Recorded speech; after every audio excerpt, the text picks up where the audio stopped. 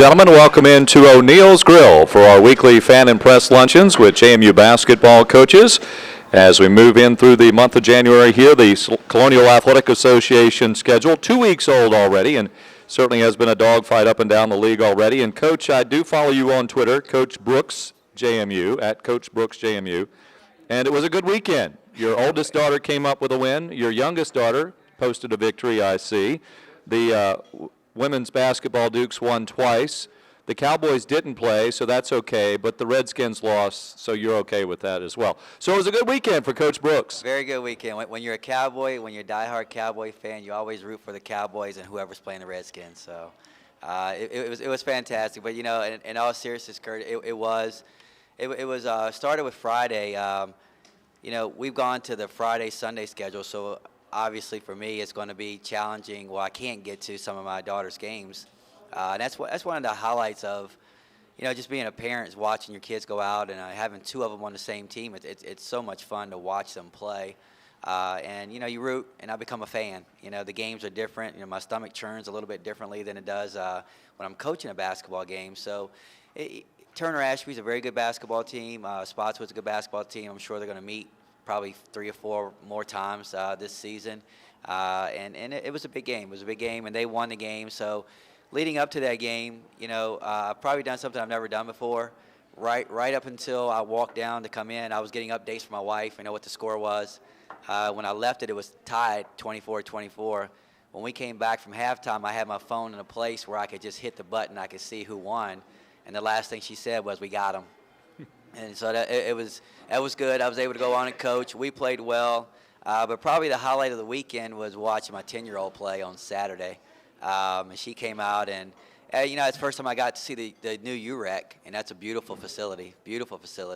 And you know, watching her play, and that was probably the biggest thrill. And then yesterday, you know, we came back, and it was a fantastic win. I was very proud of my JMU girls, and the effort and the heart that they displayed in a tough environment, tough game, physical game.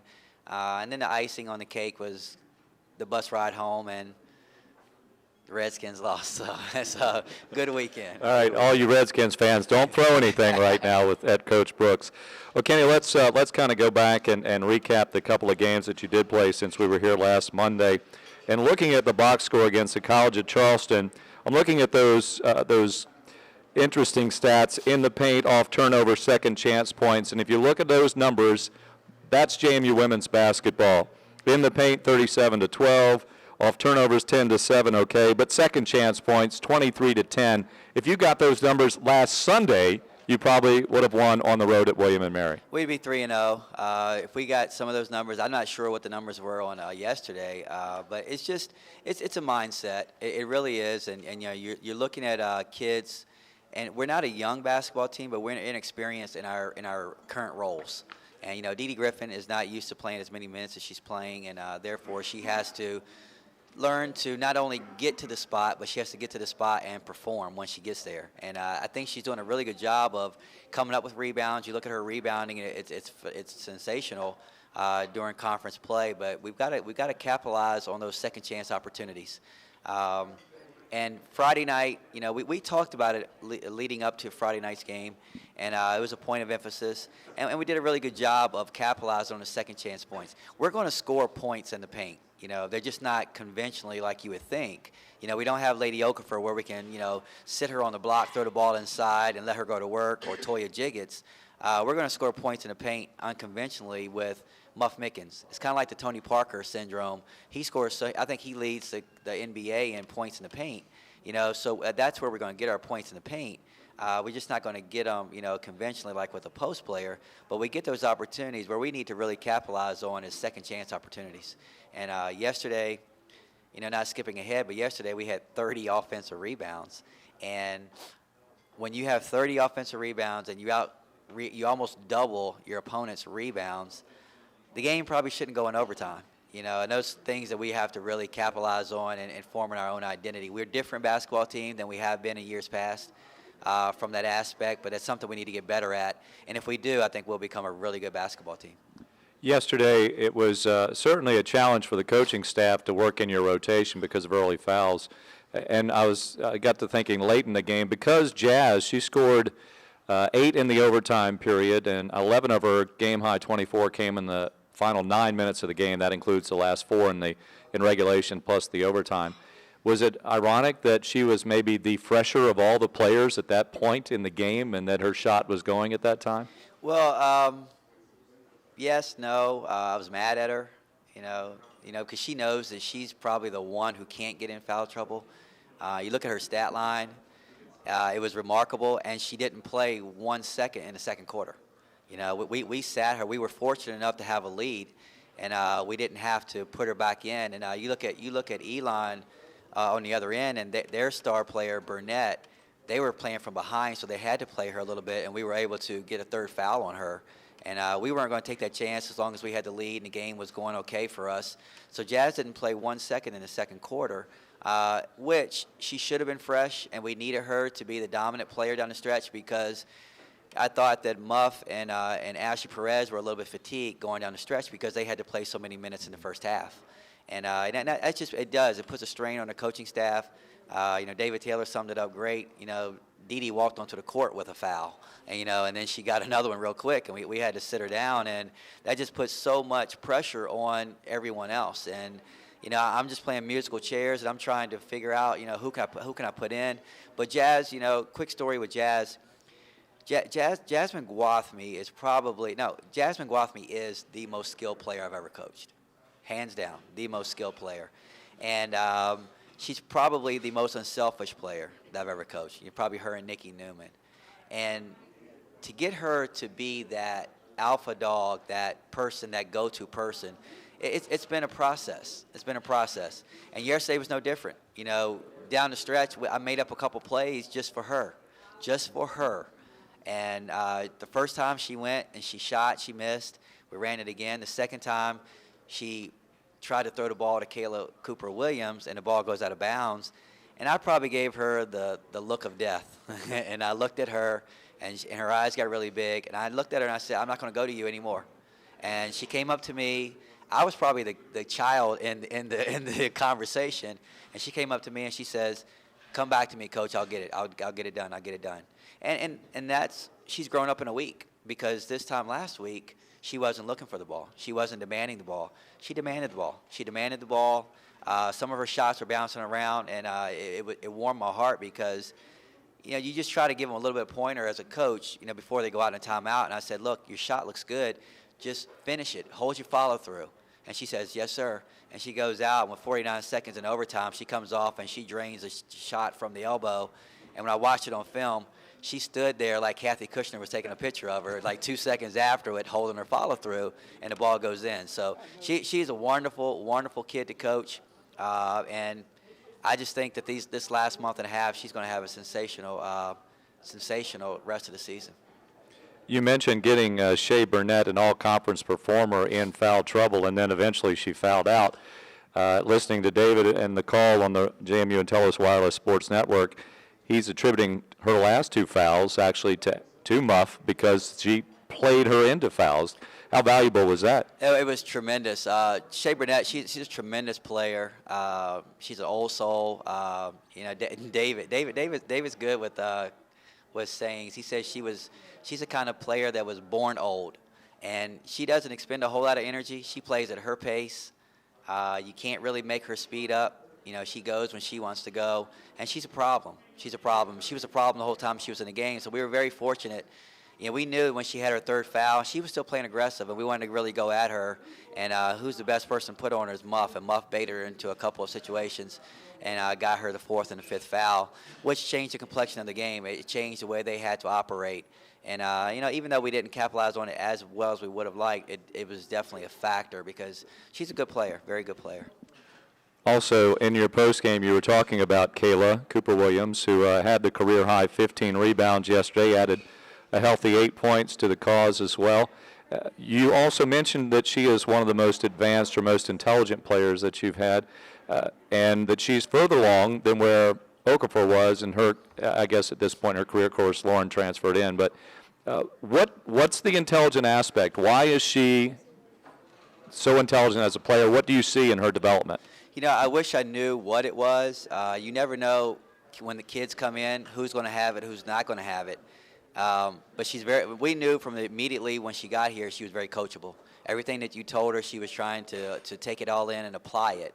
And we really were impressed when we really started first day of practice, and she was picking up on things very quickly. She wasn't there yet, and she went through a little spell, didn't play well in the beginning, but then after we benched her and we brought her back in and gave her an opportunity, it's like I'm not going to relinquish this. But she's a very smart player, and we don't rely on her to score a lot, but what we rely on her is her defense. And it's not just one-on-one defense, it's team defense. We rely on team defense.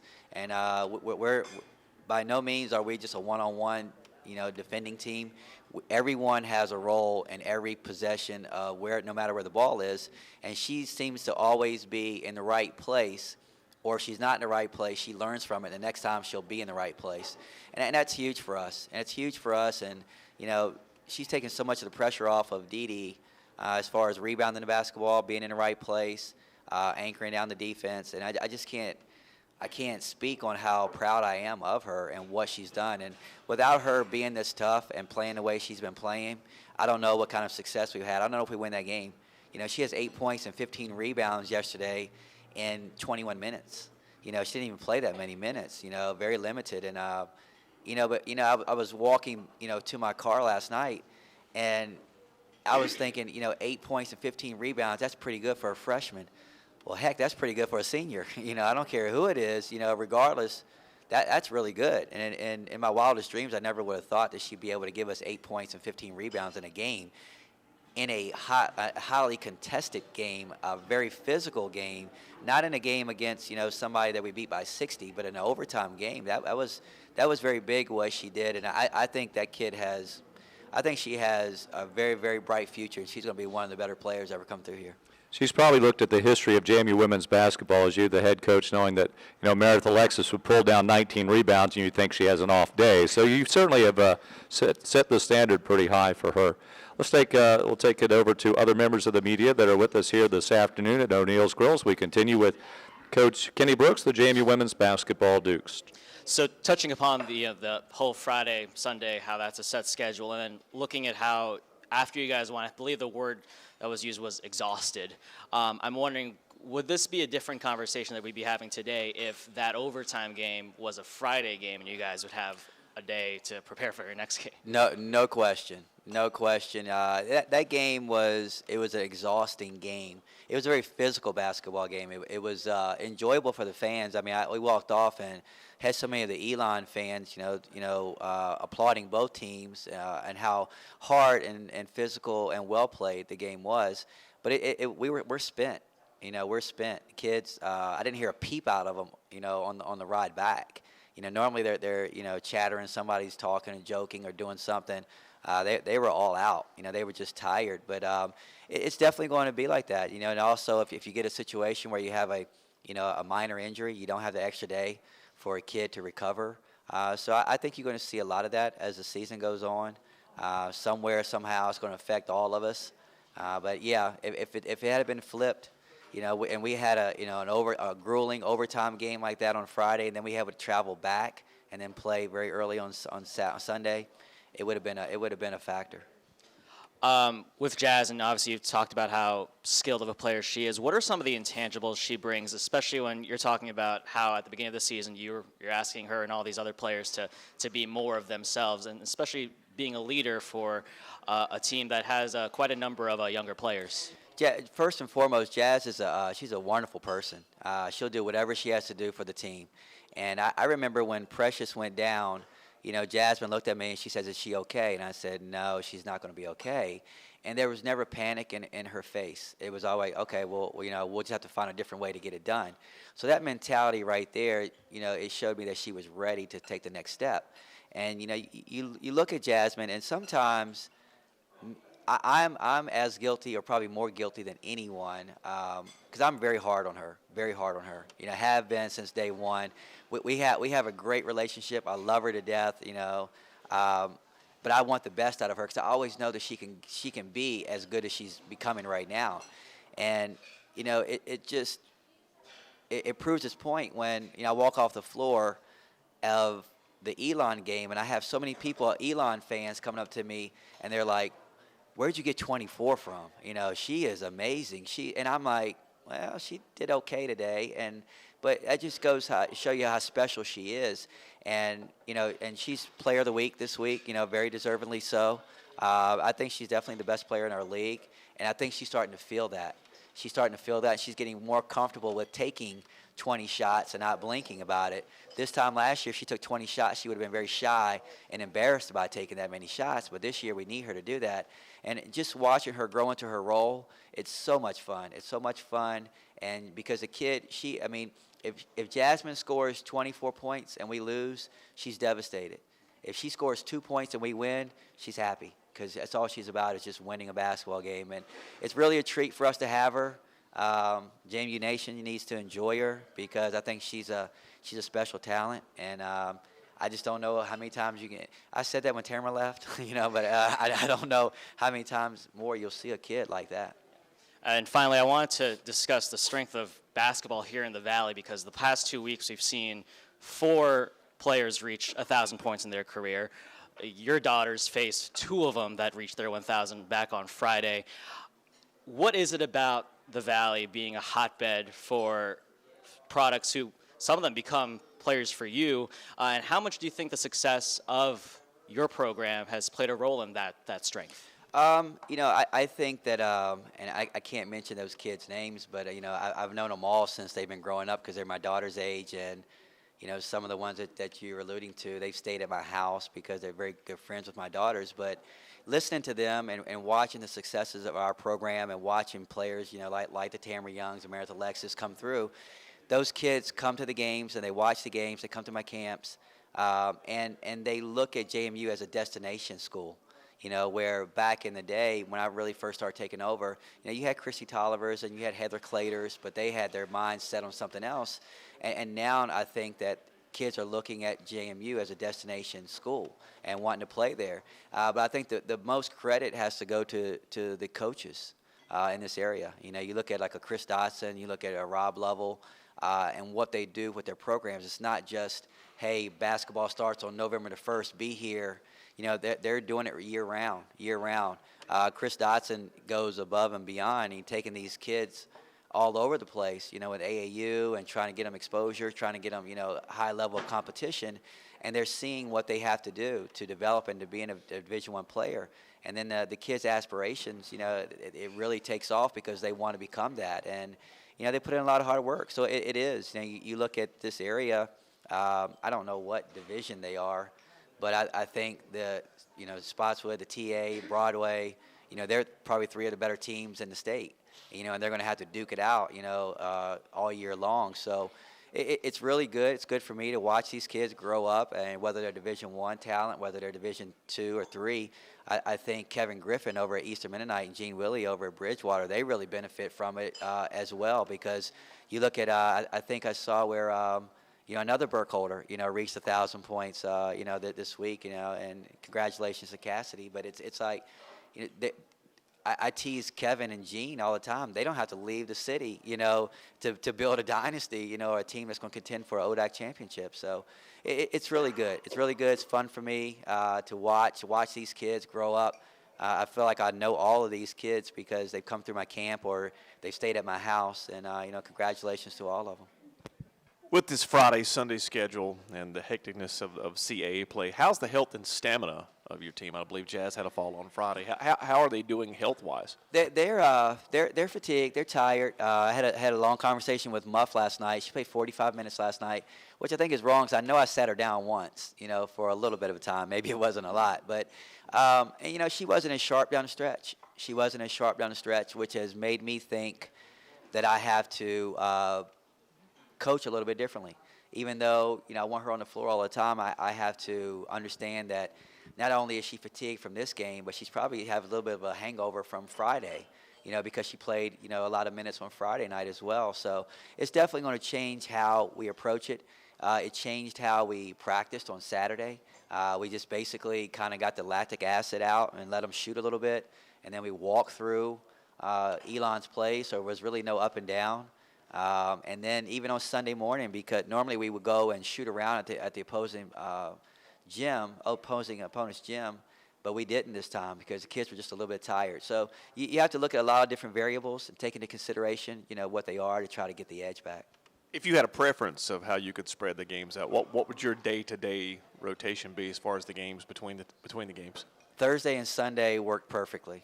I think I watched the Elon versus Hofstra game on a Friday night, and I don't know what the announced attendance was, but I think I could count all the people that were in there. And then when we played on Sunday, it was a really nice crowd in their arena. I think it's definitely going to hurt attendance, because Friday night, regardless, what city you're in, you're going to battle with the high school teams. And then from a competitive standpoint, just putting a good product out there. If you have another day's rest, have another day's the ability to prepare for another team, it's going to make the basketball better. I think as we go down the stretch, you're going to see some tired kids. And right now, it's just like we hurry up to wait. We play 2 games real quick, and then we got to wait, 5 days again before we play again, and you lose momentum. And during that 5-day stretch, you might not remember how well you were playing before you had that little time off. So, it's going to be an adjustment. I think if you talk to most of our coaches, they would like the extra day of preparation in between games, and I think it would make for better basketball. Has that made you change how you recruit since you are playing the nights high school teams are playing? It is. You're trying to cram in today. I would love to sit back and relax, and, my staff, and let everybody, regroup a little bit. But, we're all spread out. I have to go out tonight. I love to be sitting home watching a football game, like everyone else. But you have to get it all in when you can. Friday nights are off. You can't go. With every coaching staff's different, but with my staff, I don't like for them to miss games. And I want them all there for games. So, that's a big night we miss. And in being here in the Valley, we can look at, the teams around here, but, the mainstay, we have to get up north, or down south to try to look at kids. And that's a day, that's a day trip. We can't just on our way home, always go see a game. We have to go and make plans for that. So it definitely affects the way we have to recruit. And that's going to be a challenge for us as well. You mentioned your play in the post is not the traditional style of play. And over the last couple of weeks, you've also mentioned that your games have been physical. Your opponents have been physical. Are they coming at you with a physical style of play because your post is not what it has been the last few years? And how have you had to adjust practices and preparations for that? A lot. They are. A lot of the preparation has come mentally. I've talked to Jasmine. Bless her heart. I'm trying to get her to eat any break that she has.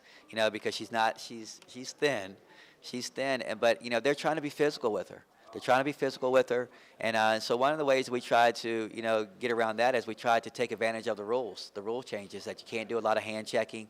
So we're teaching Jazz how to do a lot of different things. If they're hand checking you, attack the hip. So because Jasmine, I think she's shooting 87% from the free throw line, and she hit 3 big ones yesterday. That took a lot of nerve. I don't know if I could have done it, but we're trying to get her to do that so she can rest a little bit, get some points from the free throw line. But they are. The game yesterday was as physical basketball game as I think I've been involved in.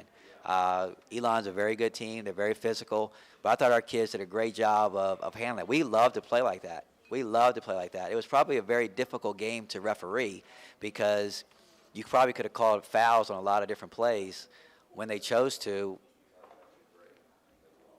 It was interesting, but it was a very difficult game to officiate because it was physical. And then getting in foul trouble, kind of hurt us. But we've talked to the kids, for a long time. We've been the hunted. And, now you lose your first game. Now our whole mindset has changed, and now we're the hunter. We're hunting. We're hunting to get back to where we think we belong.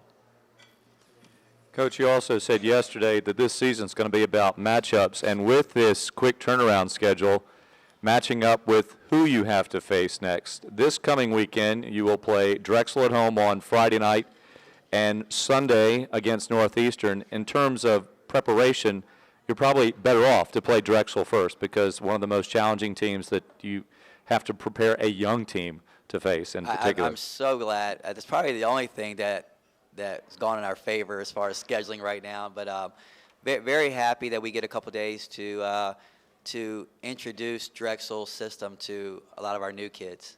Because giving it to them on one day, that would have been a little bit of a disaster, so to speak. But we've also talked about it. Coach O'Regan has the scout, and he and I are talking about it. And with the rotation, kind of varying from game to game, we've actually talked about what kids we think can play in this game, what kids are going to do well in this game, and those same kids are probably not the same kids that we talked about that probably could have done well in the Elon game.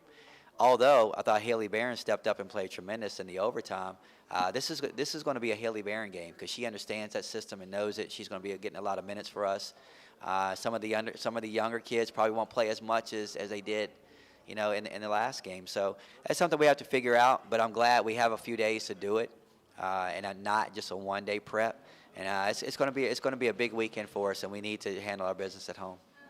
And you did mention that not only Jasmine Gwathmey she's named the CA Player of the Week, and then Kayla Cooper-Williams also the Rookie of the Week in the Colonial this week. Yesterday, also an interesting note. David Taylor mentioned it. I'm not sure if Devin gave him this note or not, but yesterday was your first win before a crowd of less than 1,000 people. And I bring that up because you've been playing before more than 2,000 for 33 consecutive home games now. This coming Friday night is also another promotional evening where they're going to give out 600 T-shirts, white T-shirts. It's a whiteout game. You're wearing white uniforms. Just another reason to come to the Convocation Center and have a good time. It is. David did give me that stat, and it's like that. What is Arsenio Hall? It just makes you go, and it's interesting. It was. But I thought yesterday, if you've ever been to Elon's gym, I think it holds, 2,000? 1,600, I think. Yeah, and it's small. It's but it got loud. I thought the atmosphere was good. They have a couple of jumbotrons in the building. But we had a sea of purple there. I mean, we had it was friends and family, but it was a lot of different people there rooting for us, and they got loud as well. So if it wasn't 1,000, maybe it felt like 1,000. So maybe that's why we won the basketball game. But we have talked about emotion and playing off of emotion and carrying it on the road because it seems like we haven't played as well on the road. But yesterday I think we came out with a great mindset. So now that stat doesn't matter anymore. We don't have to say it, but I can't. This Friday is going to be good. It's good to be back home. The whiteout promotion, I think it's going to be fun, for the fans. We'll try to do our part and help with it, but it's going to be a really good game. One more question about changes in the rule of the game, and then we'll let you go here. Moving the ball up to the half court like they do in the NBA. Were you in favor of that? Do you like that rule? Tell us what you feel about that. You know what? The past 2 years, it was funny because when they gave us that option, I said, well, I try to remember the last time I needed to do that or when it was a factor in a game. And when you had the teams that we've had the last couple of years, there weren't a whole lot of close basketball games, so it wasn't really an opportunity to do that. This year, it's come into play, with the closer games. It definitely changes strategy, but it changes strategy. But hear me out when I say this, and I don't mean anything bad. They do it to mimic like the NBA. All right, with NBA guys, they don't have anything to do all day long. All right, and that's all they do. They get paid millions of dollars to understand basketball and do it. All right, so when they execute their plays, it looks fantastic. But when you have kids no more than 20 hours a week, and sometimes you can't do a whole lot, to get them to execute a play during that situation, it's a little bit more difficult than it is for the NBA guys. And a funny story, funny but not funny story. We advanced the ball. We advanced the ball against William & Mary. And I was like, okay, great. This is great. We're going to run this play that we've designed and everything. And I drew it up. And when the kids walked out there, they looked at me and they said, they're in zone. And I'm like, oh, gosh. And we just made up something on the fly. So it really didn't help us in that situation.